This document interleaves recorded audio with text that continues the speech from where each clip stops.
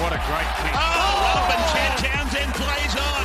Plays to the Wetzel. Kicks away for Valentine Holmes. Penalty again. Wow. Chad Townsend, brilliant. Yes, hello guys. Welcome back to another episode of the Talk of the Town podcast. And today's guest is one of my Sharks teammates, Aaron Woods. Welcome to the show. Thanks, Chatty. Good to be here, mate. Mate, we're in the middle of pre-season at the moment. How's the body going? No, mate, it's actually not too bad, actually. It's the first time in probably 6 years I've had to come back pre-Christmas. So, Yeah. look, I was pretty nervous, actually, going into this because it's been quite a while. But, it's actually good to get a fresh start and, a full 8 weeks straight off. So, it's just good being around the young boys. And, mate, they're quite fit at the moment, so they're keeping us on our toes. Yeah, at this stage there's always, quite a few young faces, new faces, more about sort of getting these guys into the groove of preseason and NRL. But on preseason, like, what do you like the most about preseason? Look, I'm not really, obviously, how would you say, they're always hard, but I don't mind the running. So I actually enjoy going to training and getting flogged running. What I find hard is the weights, Yeah, and that's, so I was going to say, what do you most dislike about preseason? Well, see, the three clubs I've been to, Sharks are massive on weights. So, I think our gym sessions are a lot harder than our field sessions because how much emphasis they have on it. And I didn't realise how much weights could really help you, as in injury-wise. And it wasn't until Andrew Gray told me last year and showed me a few things of where players are at and then where I was at. Yeah. Like, he's got these things that are NRL standard, and mate, I was that far below. And in terms of strength, in strength-wise, weights, and that's why you're going to get these little niggles in the hamstrings. Yeah. Look, like I said, I love the running side of things. I don't find them too hard, but mate, when it gets into the gym, it's a different ball game. Yeah, beautiful, mate. All right, well let's kick it off, eh? Let's take it back to the Tigers, mate. Now, actually, before that, we actually when did we meet? New South Wales under 18s, was that it? Yeah, so that was probably 2009. 2009, yeah. It was, under 18s. So we've known each other for quite a while, haven't we? Yeah, I was looking quite homeless back then. Don't get mad, but I reckon back in the day, you used to look like Happy Gilmore's caddy. Yeah, mate. Tory Peyton, my old teammate, used to hammer me about it. Just always call me. Mate, it's shocking. Talking about Tory Peyton, who used to play with at the Tigers, mate. When you came into the NRL in 2010, there was a fair crew at the Tigers. Like, you were pretty blessed to come in with guys, I guess, like Bryce Gibbs, Liam Fulton, Bo Ryan, Benji Marshall, Robbie Farah. Bomber, was he there? Yeah, he was there. Bomber, our current coach. Gareth Ellis, Chris Hynington. So how can you remember your debut? Yeah, look, we played against, obviously we had a big preseason, so I missed the whole year before with a hamstring injury. Yeah. And then, Tim Sheens was our coach, and he just said, blokes like Todd Peyton, they're pretty, they're all about the seniority, so you got to earn, I've got to earn their respect first. Yep. So, like with everything you did, whether it was training, massages, always let them go first. Mm-hmm. Mate, it was like if I got a massage, I was happy. And sometimes, they'd want an hour, so you say, "Oh, boys, good as gold. I'm just here doing my apprenticeship," And every time we were in the gym sessions, I would be ripping in with Toddy because he was probably one of the strongest and the style of footy that he played, I loved it. Like, he was a ball playing forward, and he wasn't just a typical just up and down front rower. Yeah, very skillful. And then I spent a little bit in rehab, so I had a lot of work with Robbie Farah and Keithy Galloway. So they had a couple of nicknames for me back in the day. They used to call me MG. MG. And I thought it was like after a young Mark guy. They give me a bit of rap, and then I find out 6 months later it was all about my mud guts. So so it wasn't the best nickname, but and they used to run with it, and obviously they had a little inside joke about it, and they'd be laughing their heads off. But no, it was good, and being able to train with them, and sort of how hard they were on me, that really did help because I'm the type of kid that you got to work hard for what you got. You don't just get given, not just. All right, you're training with top squad, so you're going to be in the first grade squad, Yep. And that was what Tim was like. Even at games, if you weren't in that top 25, you weren't allowed in the dressing room. Yeah. So if you played, 20s or reserve grade, you had to be out of the sheds once first grader in there warming up at halftime. You could never be in there. Yeah. So, and, it wasn't until, like you said, the round one, had a big preseason. we named a squad. I was in the 19-man squad, and it wasn't till captain's run, which was actually my 19th birthday. And this was the start of the 2010 season. 2011 season. So I missed the whole 2010 season. Sorry, my bad. And Peter Jenner come up to me. His brother's obviously with us at the Sharks, Snappy, but I had his brother Peter as my 20s coach, and then he moved up into assistant for first grade. And it wasn't until the Sunday, because it was a Monday night game, he came up to me and said, "How you feeling, mate? Blah, blah, blah."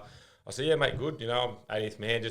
I'm just excited to be here and warm up with the boys." And he goes, "Well, you probably get a little bit more excited, mate. You're playing tomorrow night. Gibbsy's out." So wow. And I was like, "Oh, how good is this?" And just preparing that day, and I was just thinking, "Oh, I can't wait to tell my mum. Can't wait to tell my mates." And then I was like, "Oh, I've only got 4 tickets. Like, how am I going to get everyone involved here?" And at the end of the training, they go, "Nah, don't worry, mate. We knew Gibbsy was out on Monday, so we've stashed up a couple of tickets." So I said, "Thanks for heads up, guys." But they're like, "We just didn't want to get nervous. Just prepare normal." Yeah. So that was pretty it. Who did you play against in your debut? We played against the Bulldogs on a Monday night. It was, I'll never forget, it was Cassiano's debut as well. So did you win? No, we didn't win. Mate, we got beat. I think it was 10-8. So it was, mate. Was it at Lockhart? No, it was actually at ANZ Stadium. So right. It probably wasn't the best game.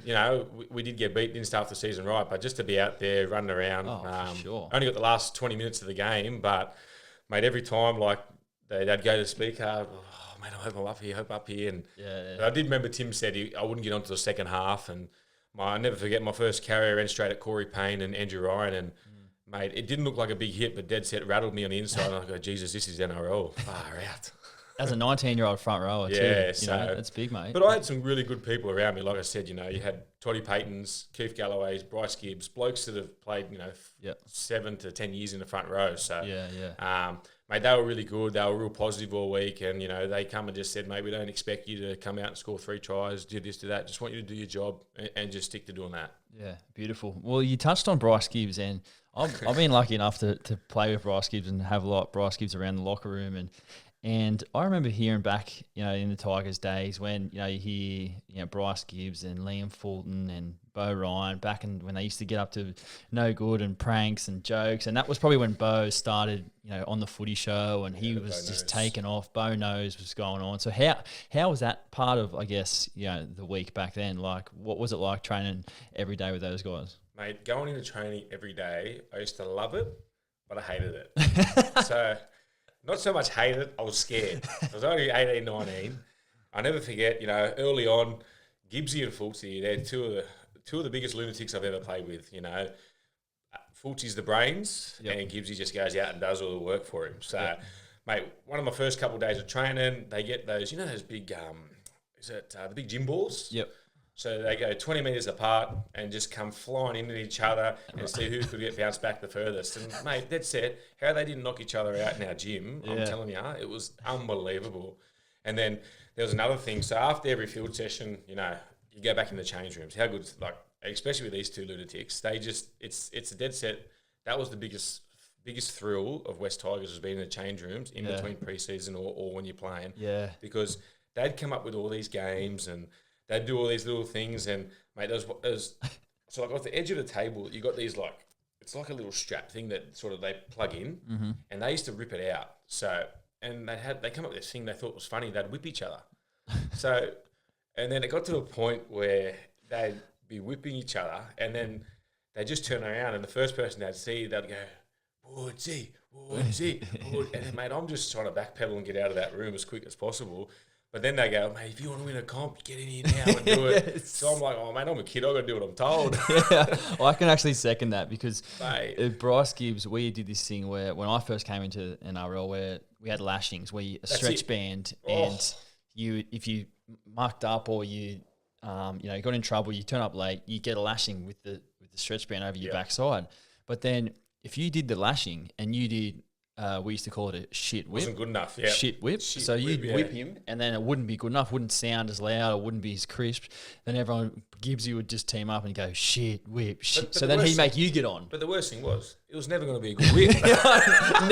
Never. So, mate, it was always going to be a shit whip. So the problem was, no one wanted the whip in the end, so it was just Gibbsy and Fulton whipping each other.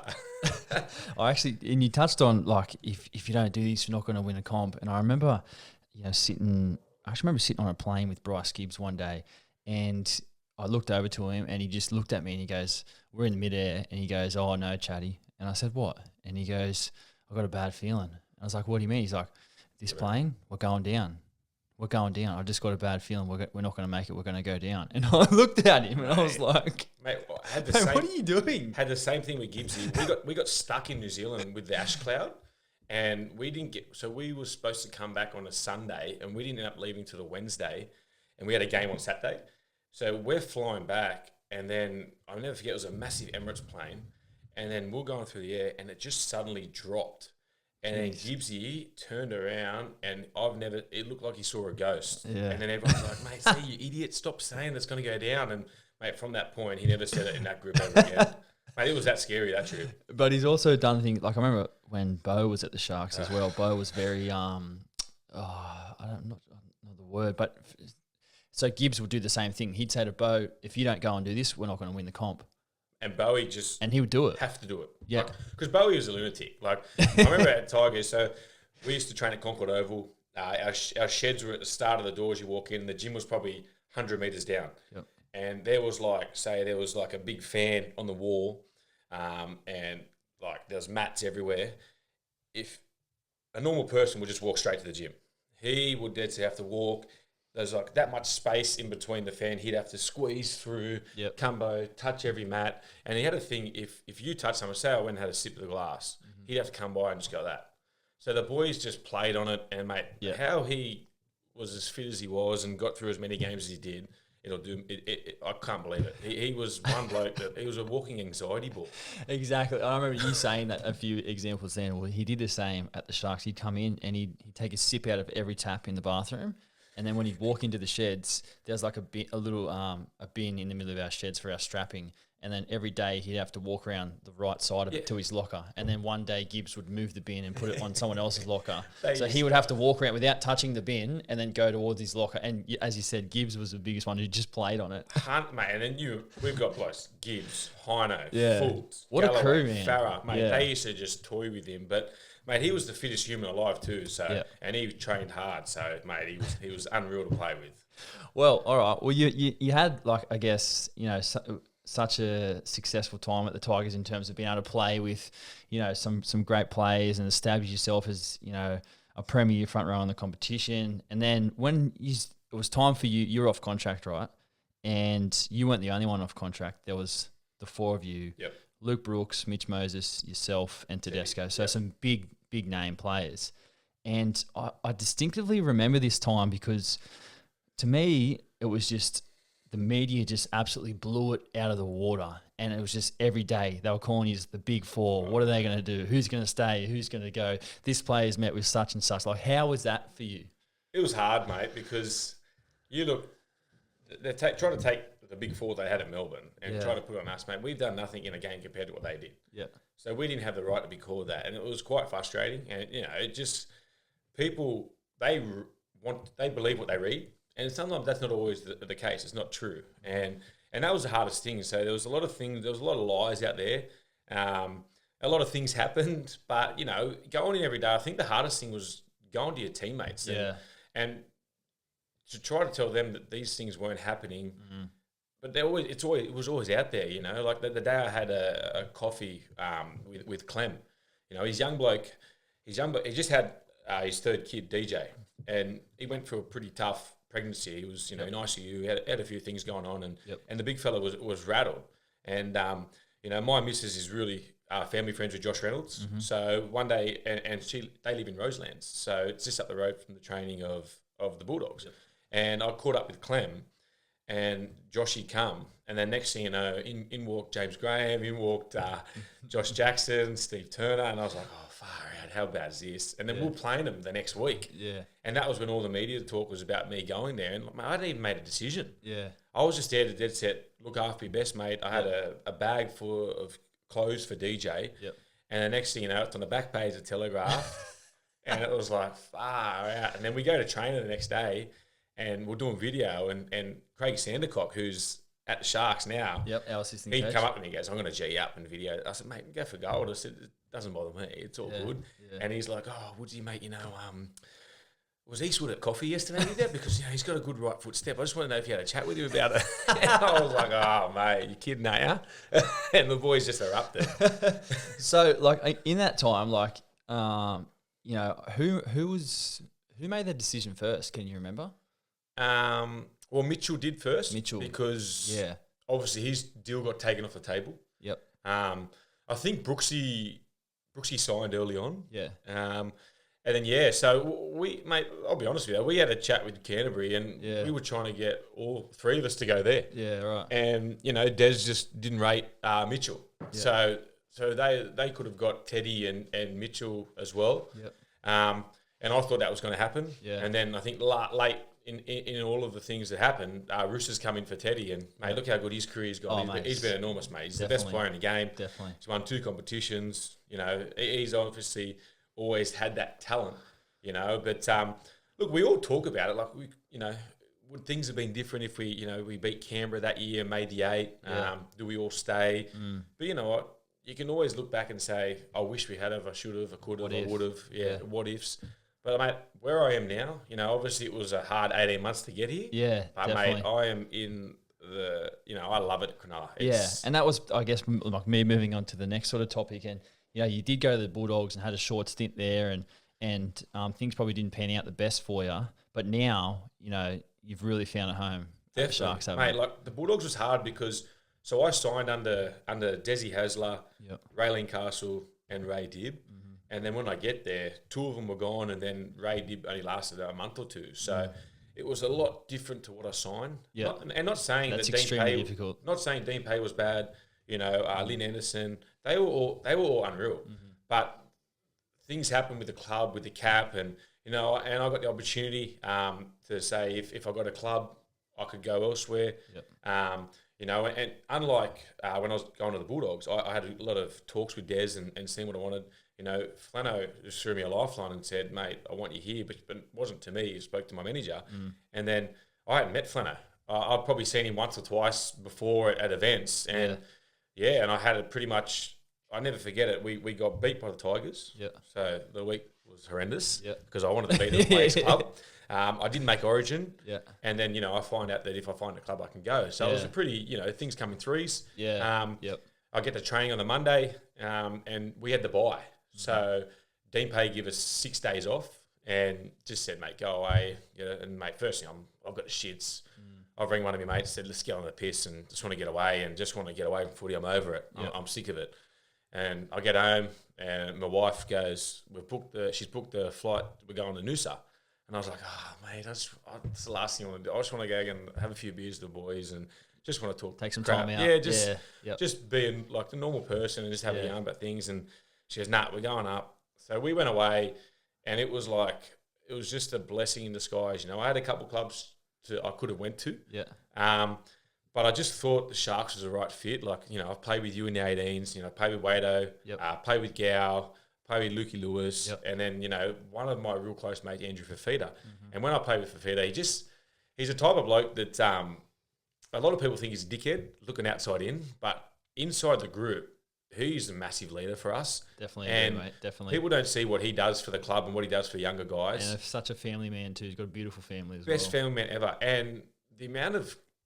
When I first walked in the door and I seen him, he's just so happy and made me happy and just gave me confidence. And from the first game, I just felt like... Because I remember the first game. We played... Yeah, you came in. We played the Warriors. Well, mate, remember the first day I get to training? I remember your first session. Mate, I never forget. I trained with the Bulldogs in the morning. And then I got told, oh, mate, you've been released. You've got to go get your papers. So I had to go there. Sign the papers. Drop them back to the Bulldogs, then go straight to... They go home, get your passport because we're playing in New Zealand. Oh, mate, what about this? So I go straight to Cronulla. I go into Flano's office just to I've never met him before. So I've gone in there to talk to him and he's big Barry Beef, there straight as he's talking to me. And I'm like, he goes, mate, what's going on? And I said, head's all over the shop. He goes, mate, I just want you to be you and do what you do best. And he goes, I don't care, because I was trying to play too much footy at Bulldogs, trying to do too much. Yep. And it was taken away from my game, which was go forward, get quick play of the balls and just make your tackles. Yep. And then he goes, that's all I want you to worry about. And then I remember we were in the meeting for about 10, 15 minutes and then I walked out and all you boys are in the spine meeting. I'm going, hey, lads, how we going? And just felt comfortable from there. All you boys, hey, boys, what's happening?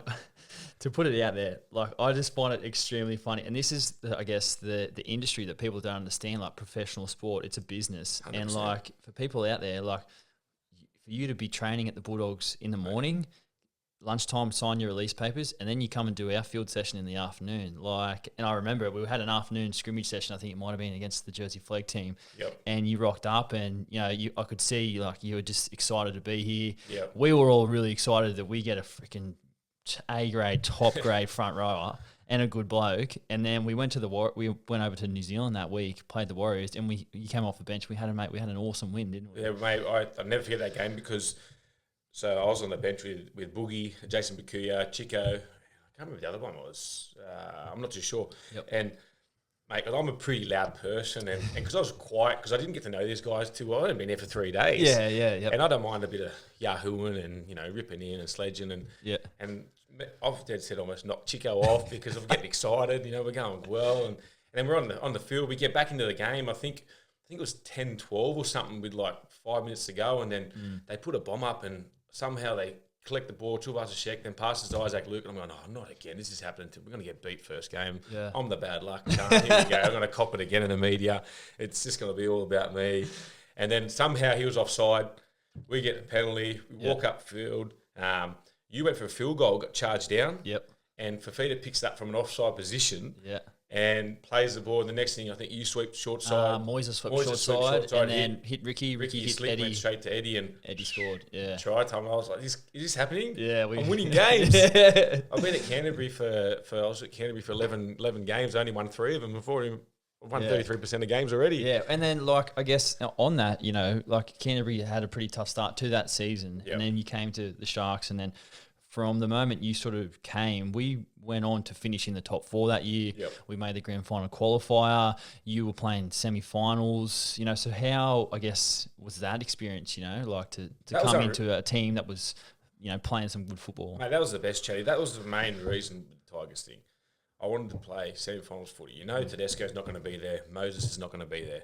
You're thinking, far out, man. I want to be up there. I'm sick of every time it's September, I'm sitting at home on my couch watching footy. It used to drive me mad. And to go to the Cronulla and the run we had, it just made me happier. Like just winning games, being around a good group. I remember the first day I walk in, I walk into the change room, Joseph Paulo hammered me, I get hammered from Fafita, I get hammered from Pryor, it's just like, it's like I'm back to school. The banter, it is that. It's like I'd been there for 10 years. Yeah. I was like, mate, just comfortable. Yeah, like you feel like it's just all just good blokes and just, blokes that just get their job done and just have a good time in the change room. And then, like you said, the back end of the year we had, I was just happy to be playing consistent footy. And then I remember we get to the semi-final time. I hadn't played semi-final since 2011, my first year. So it'd been 7 years. Wow. And the first game was probably disappointing against the Roosters. Yeah. We missed opportunity there, didn't we? Bombed it big time, and then losing Wado was massive. It was tough, for sure. And then to win that next week against Penrith, we're up 18-0, then they got back to 18-0, then you iced the field goal. Yeah, 21-20. Yeah, that was just incredible. That was like the greatest moment ever. I thought, how good is this? Yeah. And then we go down to Melbourne with no big train, like the G train was out. No Wade, and it's probably the first we could have got. We were busted. Melbourne mate. had the week off. We were wounded. Yeah, they were flying, and and they come out. But mate, just to say I played in the prelim after the way we started that year, it just shows you when you're in a good headspace, and things don't always last forever. Yep. But I reckon you got to enjoy that pain, and then on the other side of it, you got to enjoy the good times as well. Definitely. And mate, that was one of the best times of my life back into that year. Yeah, and I think to put that out there for people, like the life of a professional sportsman, like it's not all just glitz and glamour and success. Like, the amount of times that athletes go through failure and adversity, and then build that resilience up. And in this instance, like your case, from changing mid-season when you've gone from completely off it, wanting to have a break from footy, get away from it, to then coming back and playing some of your best football, going deep into the finals, thinking, geez, I'm back. Mate, How good is this? And from that, so I missed my New South Wales jersey, but then the footy I played in the back end of the year, I got to play 2 test matches at the end of the year. I made the Aussie squad, so I was like, geez. There you mate, go. haven't just done a 180 on me. So it just shows you when you're happy how good things are. Yep. But like I said, mate, you're always going to have to face adversity. It doesn't matter. nothing goes smooth sailing. You know, we always say rugby league isn't she like a roller coaster ride? You know, big time. You have last year we'll win, loss. Then we had 5 losses in a row, and we're starting to question ourselves. And then we turn it around with a good finish to the back end of the year. Yep. So it's one of those things. You just got to embrace it while you've got it, because it doesn't last forever. Definitely. All right, mate. I'll move on to the next topic, and that was TAFE. So you're doing TAFE, mate. Tell me about it. When do you go? Who do you go with? So at the start of the year, I've wanted to do something for a while. I wanted to do locksmith, but I couldn't get into a course because they only do it on Friday and Saturdays. Yep. And with our games and training, it's really hard to get a course it's really hard to commit to those days. Yep. So J-Moz actually went to I can't remember the first week it was, but he went and did a carpentry and joinery one. And it goes for 3 years, and you go 2 nights a week, so Tuesday and Wednesday. Yep. And he said to me at training, like, mate, you should check this out. So I grabbed one of the other boys, young Scotty Sorensen, and just said, mate, let's go. I don't want to be the only one going by myself. So, and then we went up, and Dad said we brought the books to the night, and mate, we've been going every week. So we had our massive maths test the other night, which we were all quite nervous. Yeah, I heard you was all talking about it, actually. Mate. But then we go in there, mate. It's honestly unreal because there's myself, Scotty, Sorrow, Brett and Jay Morris twins, Tyson Frizzell, and Jamin Simmons. So it's good to have those boys there and then we've got like another about probably 8 people that just work all day and then come in on the night times to get the certificate. Yep. And we're probably not as good as those other people on the tools, but in saying that, they help us as well. Yeah, they know that we don't do that every day, and it just takes your mind off footy because. Yeah. Normally, I'm a type of person. I watch every game of the week. I love watching the TV shows. I watch you. You know what I mean? Like I love it. Like I like watching the footy. It's my favourite thing. You know, I'm not just a footy player. I love everything about it. But to do something that takes your mind off it, it helps, man. Yeah. So that was probably the next thing I was going to say. It was like finding a balance between football and other parts of your life, like family. Like having hobbies outside of footy. Like for myself, my hobbies outside of footy are probably, things like this, doing the podcast, jumping on, some TV shows, talking about sport, playing golf. And in your instance, like, doing a course in TAFE. Exactly. And like to have that outside of footy, I reckon, as you said, it gets your mind away from footy. It balances out your life and makes you a better player because you touched on before, like happiness is the key. And that all contributes to me, I think. Yeah, definitely. I think when I first come to first grade, a lot of the old boys say, mate, you need to just not all footy. It's not all footy. You need to get away. And I'm thinking, what's this bloke talking about, man? This footy, how good is it, mate? We're playing rugby league for a living. This is the best ever. Yeah. So then the more years you play, the more you realise, you know what, they're actually right. Like they were just trying to help me. And like you said, I love like the TAFE course has really taken me away from because I get to interact with people that don't do anything with football. Yeah. Even just saying, how'd you go today at work or something? And we don't even talk about footy.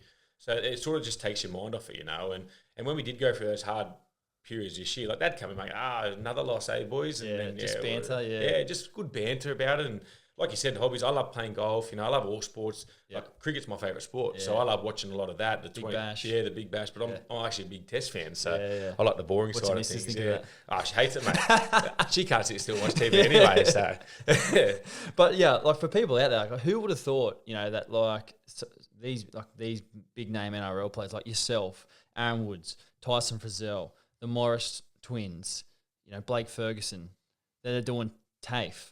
They're doing a carpentry course 2 nights a week on top of their NRL commitments. So I think that's pretty cool. Yeah, I think it's, we're lucky with NRL. They give us the opportunity to do that as well. Yeah. And definitely. They don't want us to finish footy with nothing.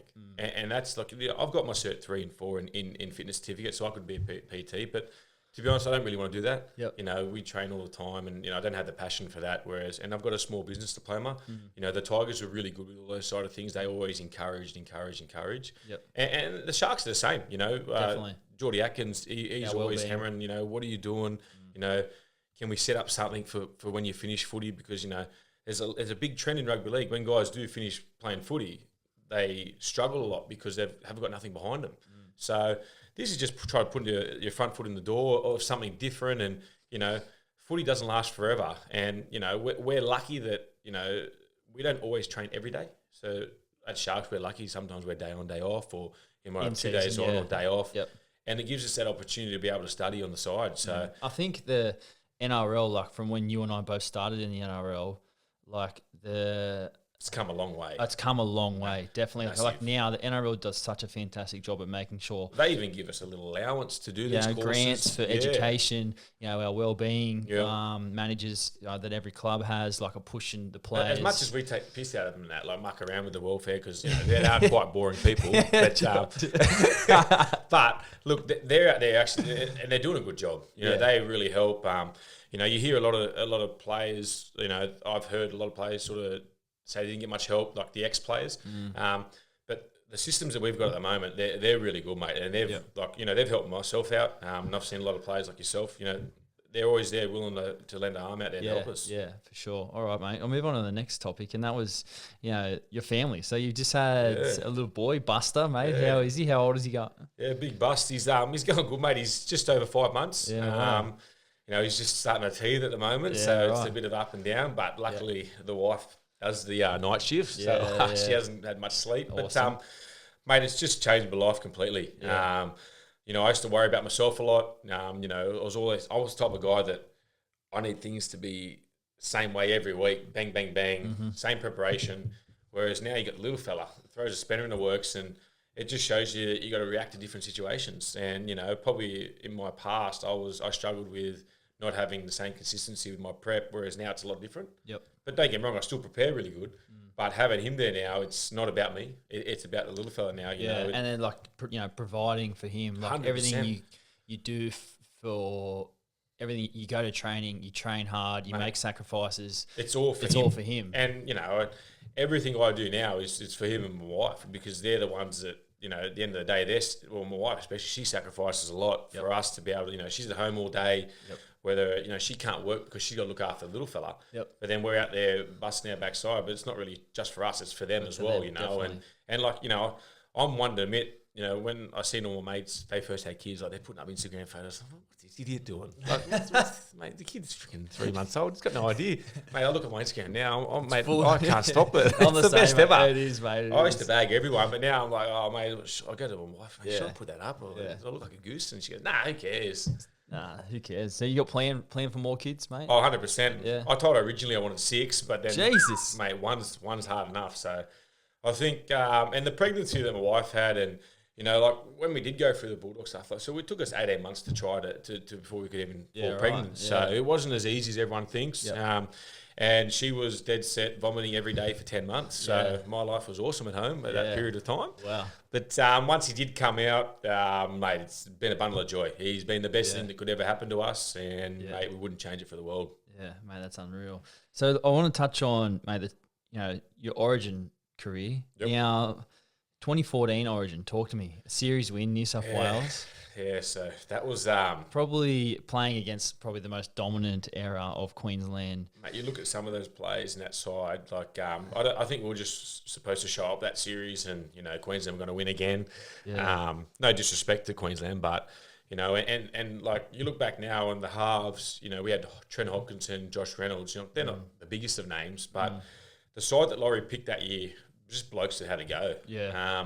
And I think the form that Jared Hayne was in that series, mate, anything he did just touched the gold. And the players we played against, had the Thurstons, Cameron Smith, Cronk, Slater, Inglis, Friday, Nate Miles, mate. It was unbelievable. You just go on the game going, these guys are incredible. What about this side? And, I think the game one really set it up for us.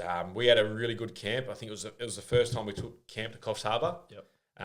We had a couple of people come in, and we did a lot of just talking to each other on what we thought was right, wrong, our values.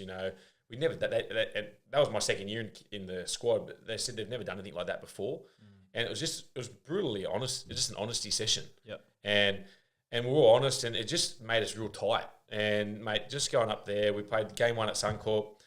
We had a really good first half. I think we're leading. I can't remember the score. In the second half, I don't think we come out of our own line. I don't think we're in Queensland's territory longer than 3 or 4 minutes that whole half. Felt like we were just on the back foot defending. To this day, that's the hardest game I've ever played. Yeah, right. And then obviously game two, it was probably a bludger of a game to watch. I think we only won 6-4. But mate, the moment that Trent Hodkinson went through, it was just like, done this, and then but then you look at the clock, there was 4 minutes to go, and I don't know if you remember, off the kickoff, I sort of let it go, but it accidentally skimmed me. Yeah. And I remember. I just sort of said, it just went dead on the full. And the ref's gone, it went dead. And then I was like, take the freaking penalty, kick it. And then we ended up kicking it. And they looked at the replay and they seen it touch me. So I was like, oh, mate, that could have... everyone in New South Wales could have dead set wanted to hang me after that. So was it? Was this the year that you jumped over the pile? Nah. That was Gow's last Origin. 2016, yeah. Gee, thanks, Chatty. That's a great memory, mate. Mate, I just remember that someone made a video of like... Someone, there was about 4,000. There was a shooting star video of you just jumping over. Oh, mate. So, and like, I'll never forget it. Like, so we had one carry to what we'd call grey. Yep. And we went with just the two shapes. So myself and Clem went out the back. Yep. I think I hit Piercy, and then Piercy hits Fergo just flying through. And then Tedesco's on the inside. He hits Tedesco. I'm going, how good is this? No one's going to stop him. Out of nowhere, Cooper Cronk chops him from about this far out from the trial. I'm like, mate, you're kidding. Yeah. And then we shift. The ball goes to Gow. I'm going, no. Because the last person who wanted to touch the ball in that situation is Gow. Yeah. And then he gives it to Jenko, Michael Jennings. And he just steps back, and goes through and scores. And then, wait. It was like, this is not happening. Like, can you believe this right now? So I've come charging in to the huddle. There's those, I think it was Jenko and someone else. I've gone to jump on top of Jenko, and then Joshy Mansell has come in and just sort of just give his little hug to the boys, and it's just moved it just off course a tiny bit. Yeah. And I've just gone over, arse over head, mate. It was like, and at the time, I didn't think no one saw it, so I got up and I was like, yeah. It went absolutely viral. So I didn't think no one saw it, and then because we got beat that series, but we won that last game. They did the talk, obviously, they go to the Queensland Shield. And so I thought, no one's mentioned it yet. So I was like, mate, I'm sweet here. How good is this? Get in the change room. I've got 87 messages on my phone and all these people ring me. Oh, no, stop it. It was like, that was probably one of the most embarrassing moments ever. So back in 2014, when you did win the Origin Series, you got a series victory, like a ring. Yep. Talk me through. Yeah, so we had a night for New South Wales Rugby League Awards. So they give it to the New South Wales Cup competition award winner of that, and then we got invited to it. League, cool. So we got invited to it, and I thought it's a little bit weird, haven't done this before. Then we're up there, and then they called us all on stage. I think Dave Trodden initiated it all, and out of nowhere, they just come out with all these boxes. We've got a gift for these boys. Their first series they've won in, I think it was 7 years, and mate, we got this ring, and mate, I was just shaking. I looked at it, I was like, mate, this is incredible. So it had like champions on it with your New South Wales number and 2014. So, mate, that's something, I keep that close to my heart, like, because obviously I haven't won a grand final ring like yourself, but that's something you can't buy, you got to earn something like that. And, mate, that was incredible that night. And, just to have one, I played with blokes of Gow, Farah, Lukey Lewis, Anthony Watman, who I grew up loved watching play, Ryan Hoffman's, Bo Scott's, you can name them all. And, mate, just to be in that side with those players was just a dream come true. And you just touched on the premiership ring, I guess, and, yourself, like where you're at, like you're still, relatively, like we're both, we've got so much football ahead of us, but yourself, you've already had an outstanding, exceptional career, played a number of test matches for Australia, Origin, series victories, but what's next for you? You know what I mean? What sort of keeps you driving? What is the thing that you want to keep, that's ahead for Aaron Woods? The biggest thing for me at the moment, I want to win a comp. Yep. Obviously, I've won a World Cup, won a Tri-Nations or Four Nations, won Origin Series. The only thing I haven't done is win a World Cup, is win a grand final. I think, I don't know if you remember, but we played against Manly in the first semi last year, and you spoke to me before the game and said, man, I know how much you love being here right now. Just that feeling of being in the semi-finals when 8 other teams have already been resold. Yep. We're still in here. I just want that feeling of just going through and just getting that GF win and, know that you've accomplished something. You look at blokes like Nathan Highmarsh who played 350-odd games but just couldn't get that grand final ring. And you see blokes like I'm a big Victor Radley fan. He's played 2 years of first grade. He's won 2 comps. And, mate, the bloke's a genius. He doesn't know how hard it really is, you know what I'm saying? So, mate, I envy him, but, mate, he's a great player and he deserved it. And, definitely. And I'm so happy for, like, Teddy. He's won 2 in a row since we all departed. And that's probably the biggest thing. And to win one in front of my son, that'd be the best thing ever. And I'd love to just do a lap of honour with the little man walking around and in his Sharks jersey just going berserk. All right, mate. I'll touch on, Triple M, I guess, throughout the season, I had noticed that you do quite a bit of radio with the boys there at Triple M. Like, how is that? You enjoy doing it? Yeah, I love it, Chatty. Like I said, I love talking all things, not just rugby league sport. Yep. I watch every single sport, and you know me, mate. I love a G up, training. Love a yarn. I love a yarn, mate. I can sit here and talk all day if you want to, but mate, I just love getting out there. You think, what could I do post footy? You'd love to. Not everyone gets the opportunity to go in TV or radio, but mate, I'd love to be in one of those sort of things. And I have a passion for rugby league. I love talking about it. Whether it's good or bad, you got to have an opinion, and it's just something that I really enjoy. And the people you get to do it with there, blokes I grew up idolising. Wendell Saylor, like mate. Yeah. I've done a couple of promos with Wendell's. Mate, how good's this? I used to watch this bloke. He was the best thing ever. Yeah. Ryan Girdler, Gordon Tallis, Not many people like him, Paul Kent, but, mate, he's actually a really great fella. He really did help me. Ways to handle yourselves, behind the scenes. He used to just talk to me and say, we've got you on this show. We're not just here because you play footy. We want you to have an opinion, You don't want to just, this, you got to actually say a few things. And he really did help me through that period where I was struggling, because I was going on TV every Tuesday night. NRL 360. 360. So, and that was really hard. And those so Kenny and Iken, they really did help me out. And, I love the Matty Johns type people, and just love hearing the yarns and being able to talk to them, because, as a kid, I idolised all these people, and I'm dead set sitting in the same room with them. I was like, this is unbelievable. Yeah.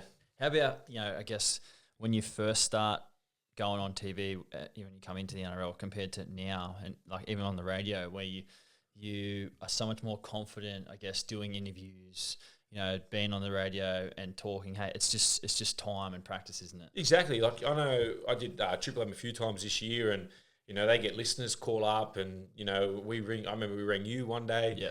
And, probably in the past, they just put on and said, we're going to call Chatty, just jump in when you want. I probably wouldn't say anything in the past because I hadn't prepared. And, going into training, I listen to your podcast, listen to all the other guys' podcasts. I'm a big fan of the Matty Johns podcast. Yep. And you just listen to the way that they ask questions or they talk about things.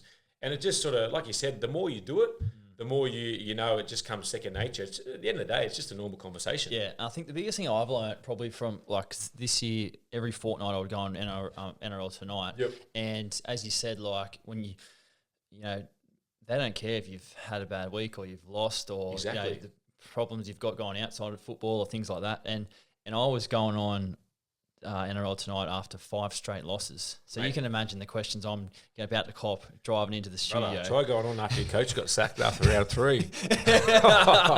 Like, it's tough, isn't it? Mate, it is tough. And you know what? They've got to ask the hard questions. Yeah. And the reason you're there is because you're willing to answer it. Yeah, and I think the best thing you can do is just turn up, be yourself, be as honest as can, you know what I mean? And just lay it all out there. When JT got sacked after round 3, I'm like, he got sacked on a Tuesday or Monday, and I was like, first thing I thought about, holy crap, I've got to go with 360.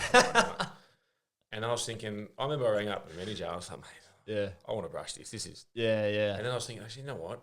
If I brush it, then they're thinking about I'm hiding from something, which I had nothing to hide from. So I was like, I'll go on air. And then you just got to front up. I think that the moment that you sort of try to dog it, that's when you're going to get caught out. Yep. And the thing was, there was nothing to hide from. You go out there and speak what you think, what is the truth. Yep. Not everyone's going to believe you.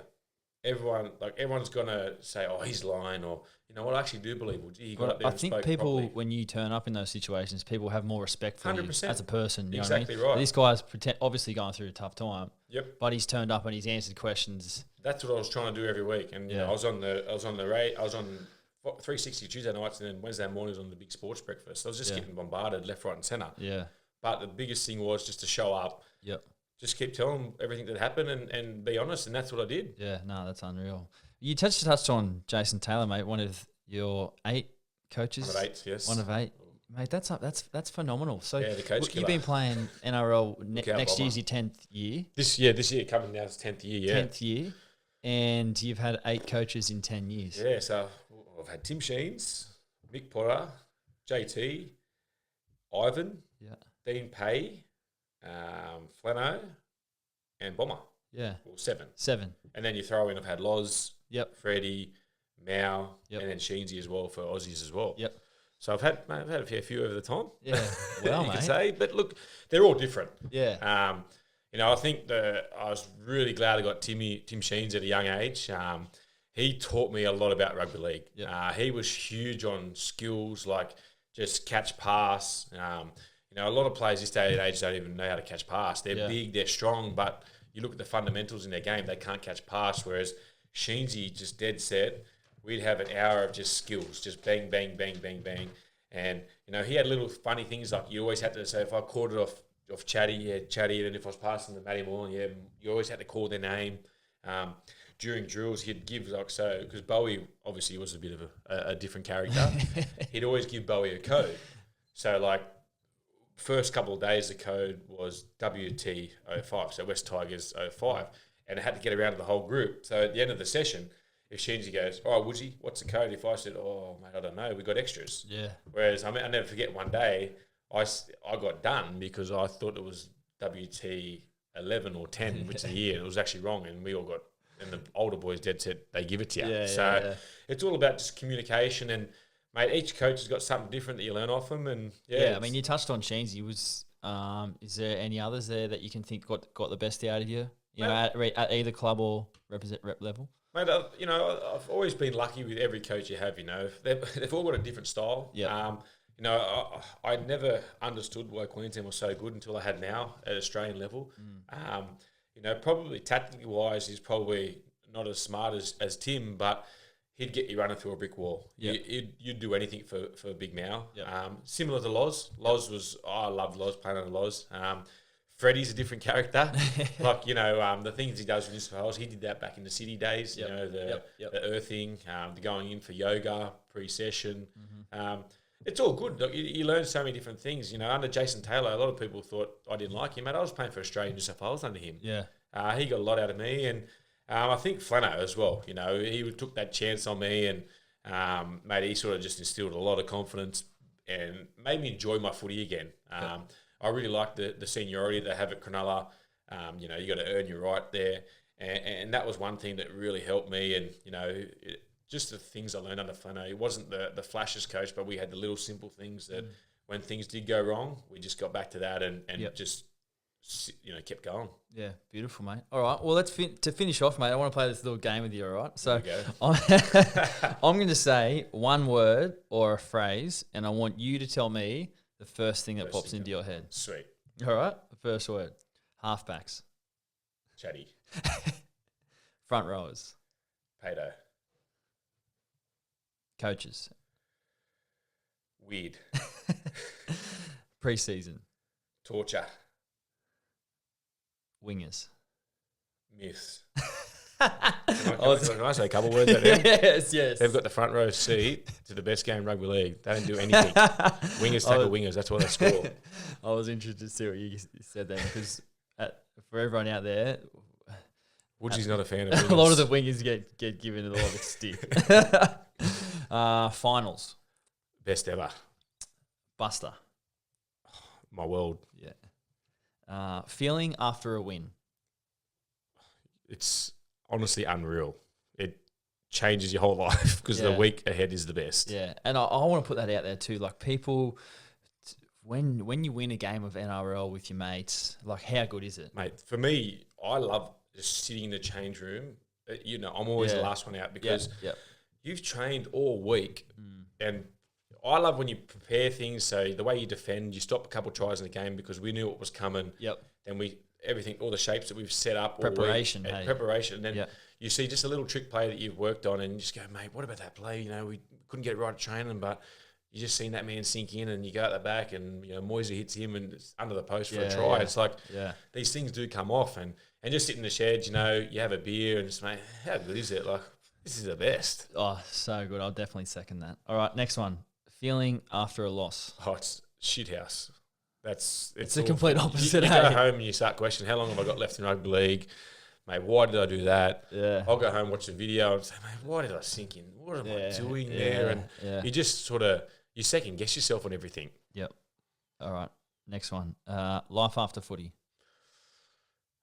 It'll be different. I still think I'll go to every game, but mate, I don't know. It'll be weird that first when you're not ripping in with the boys in pre-season. Yep. Monopoly deal. No comment. No comment. No comment. So people out there, I don't know if everyone knows Monopoly Deal is a card game that's pretty popular amongst the boys. And literally everyone in our squad like plays it. Like if we have lunch, we go for coffee, play a little bit of Deal. And the only person who doesn't play Deal and refuses to play is Woodsy. I'm not 10 years old, Chatty. But you know what?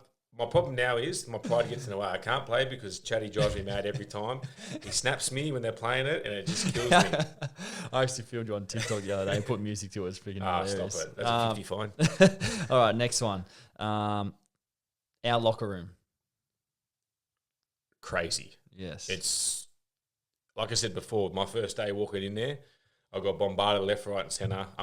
Can't wait for Jason Baku to get back from his pre-season break because he is hilarious. He's one of the best ever, hey? He's one of the blokes that just dead set, you go to train, can't wait to see Boogie. Yeah. And, you know, you got other blokes that can't wait for Fafita to come back. Yeah. It's different personalities, hey? You know what? It's like a jungle. Yeah. It's so loud, Yeah. mate. Anything can happen. Like you said, some guys walk in and you can tell they're grumpy and then they're like, oh, here we go, you know, and then everything starts happening there. And then if you walk in like grumpy or like upset, and then someone's into you straight away, like, oh, geez, what's happened? Like, you know, it's free to smile or something like that. One guy I'm going to miss, or two people I'm going to miss, Browse. Yep, definitely. And Capes. Yeah. Capel used to drive me mad. Oh, at the same time, he was hilarious. Yeah. So Penrith got a good pick up there. Yeah, definitely. I think you touched on Boogie before, and like Boogie is, you know, I don't know how old Boogie is, but he's just he's a dad. He's 18. He's a dad of 3. And if there's music going on in the sheds, he's just dancing, having a good time. Doesn't nothing. Just he's a straight shooter, and just you'd think he's had about 1,000 beers before he walks in the sheds. And mate, the way he carries on, mate, what's going on here? He's crazy. I love it. All right, last two, the media. Tough one. Circus. Okay. And the last one is coffee. Oh, best ever. What's your coffee?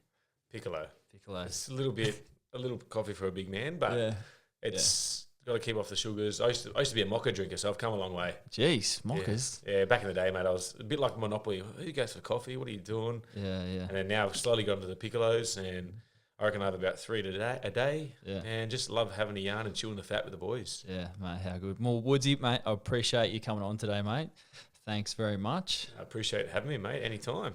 Hopefully pre-season isn't too hard for us over the next few weeks. Yeah, we've got another 3 or 4 weeks. Quite a few tough Tuesdays and Fridays, don't we? Oh, mate, tell me about it. Oh, thanks, mate.